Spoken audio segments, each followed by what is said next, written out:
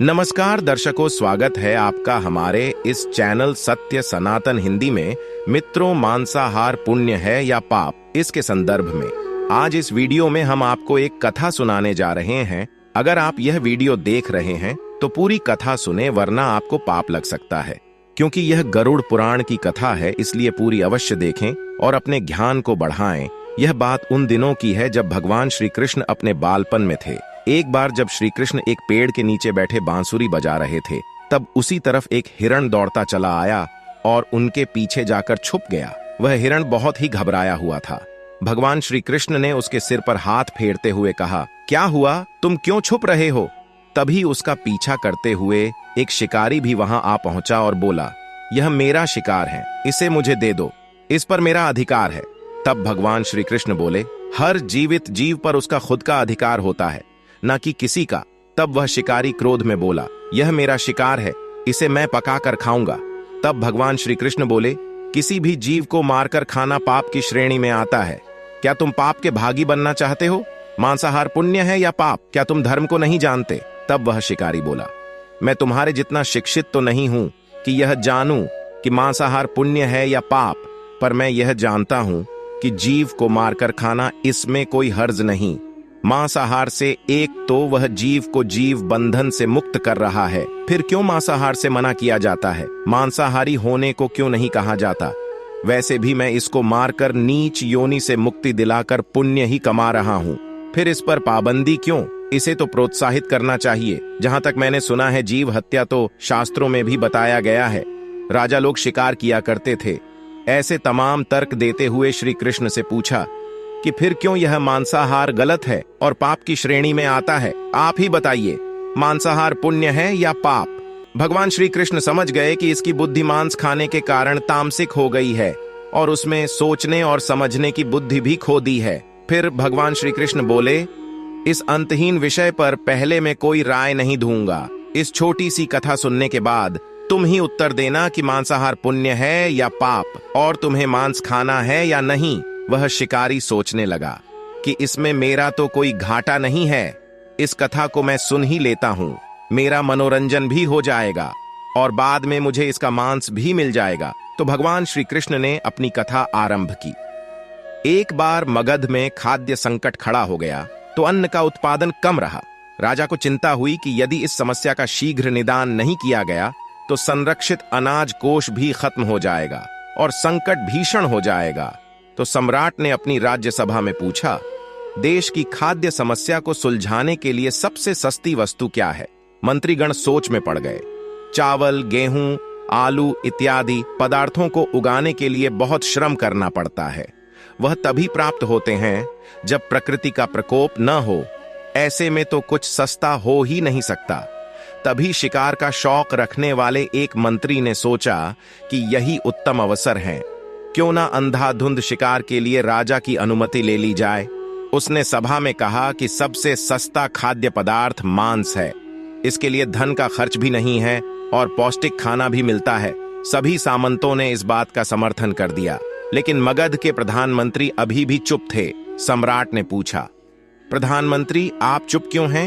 आपने कोई अनुमोदन नहीं किया, आपका क्या मत है? प्रधानमंत्री ने कहा, मैं यह नहीं मानता कि यह कथन सही है कि मांस सबसे सस्ता पदार्थ है। फिर भी इस विषय पर मैं अपने विचार आपके सामने सोच समझकर रखूंगा। प्रधानमंत्री उसी रात मांसाहार का प्रस्ताव रखने वाले सामंत के घर पहुंचे। सामंत ने इतनी देर रात प्रधानमंत्री को अपने घर आया देखा तो वह घबरा गया। किसी अनिष्ट की आशंका से वह कांप गया। प्रधानमंत्री ने कहा, संध्या को महाराज बीमार हो गए, उनकी हालत बहुत ही खराब है। राजवैद्य ने कहा है कि किसी शक्तिशाली देह का 2 तोला मांस मिल जाए तो राजा के प्राण बचाए जा सकते हैं। आप महाराज के सबसे विश्वास पात्र हैं, इसीलिए आपसे योग्य कौन होगा? इसके लिए आप जो भी मूल्य लेना चाहे ले सकते हैं।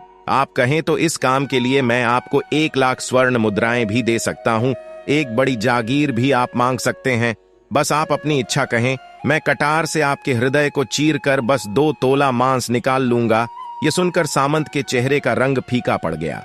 वह सोचने लगा, जब जीवन ही नहीं रहेगा तो लाख स्वर्ण मुद्राओं से मैं क्या करूंगा और बड़ी जागीर भी किस काम आएगी।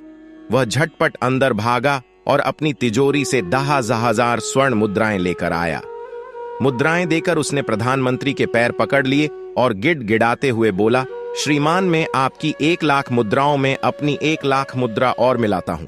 इस पैसे से आप किसी और सामंत के हृदय का मांस खरीद लें, लेकिन तुम मुझे जाने दो।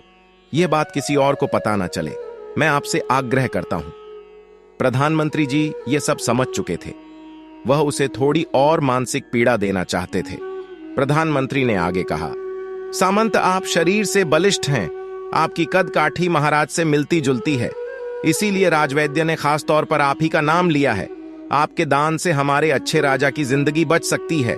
आप कहें तो मैं आपको प्रधानमंत्री का पद देने को तैयार हूं और खुद आपका कर्मचारी बनकर रहूंगा, पर प्रजा से हमारे राजा न छीने। सामंत तो फंसता हुआ दिख रहा था। उसने शरीर पर अंग वस्त्र रखकर अपने जूते भी पहन लिए। जैसे ही वह वहां से भागने वाला था, वह तुरंत प्रधानमंत्री के पैरों में लेट गया। उसने याचना की कि प्रधानमंत्री, मैं इसके योग्य नहीं हूं। जब प्राण ही नहीं रहेंगे तो प्रधानमंत्री पद का या राजा का सिंहासन भी मिल जाए तो मैं उसका क्या करूंगा? आप चाहे तो मेरा सब कुछ ले लें, पर मेरे प्राण न ले। मैं अपना यह भवन और सारा धन आपको सौंपता हूं। रातों रात राज्य से निकल जाऊंगा। इतना कहकर वह अपने घोड़े की ओर भागा, और जैसे ही अपना घोड़ा गठने लगा, आवाज आई, अभी अभी अपने पीछे गए, तुम अपने परिवार को भी छोड़े जा रहे हो। सामंत बोला, मेरे प्राणों से प्रिय कुछ भी नहीं है। जब जीवन ही न रहेगा तो कुटुंब का क्या करूंगा? जीवन रहा तो ऐसे ही सुखी रह लूंगा। इतना कहकर घोड़े पर छलांग लगाकर बैठ भी गया। वह अब भी चलने को ही था कि प्रधानमंत्री ने घोड़े के सांख पकड़ ली। वह सामंत से बोला, भागने की जरूरत नहीं है, आप आराम से घर पर ही रहो, मैं किसी और का प्रयास करता हूं। यह कहकर प्रधानमंत्री वहां से चले गए। प्रधानमंत्री के वहां से जाने पर सामंत के अंदर कुछ जान तो आई, परंतु बेचैनी बनी रही। उसकी नींद खराब हो चुकी थी। मुद्राएं लेकर प्रधानमंत्री बारी बारी से सभी सामंतों के घर पहुंचे और सभी से राजा के लिए हृदय का 2 तोला मांस मांगा, परंतु कोई भी राजी ना हुआ। सबने अपने बचाव के लिए प्रधानमंत्री को 1,00,000 और 5,00,000 मुद्राएं तक दे दी। इस प्रकार प्रधानमंत्री ने एक ही रात में करोड़ों स्वर्ण मुद्राएं जमा कर ली। सुबह होने से पहले ही अपने महल में पहुंच गया। अगले ही दिन राजसभा में सभी सामंत समय से पहले ही पहुंच गए। सभी यह जानना चाहते थे कि राजा स्वस्थ हैं कि नहीं, लेकिन कोई भी किसी से भेद नहीं खोलता था। सबको राजवैद्य की तलाश थी, उनसे ही उन्हें कुछ सूचना मिल सकती थी। प्रधानमंत्री ने सैनिकों को आज्ञा दे रखी थी कि जब तक महाराज राज्यसभा में न आए, किसी भी सावंत को भी महल से बाहर जाने की आज्ञा नहीं है।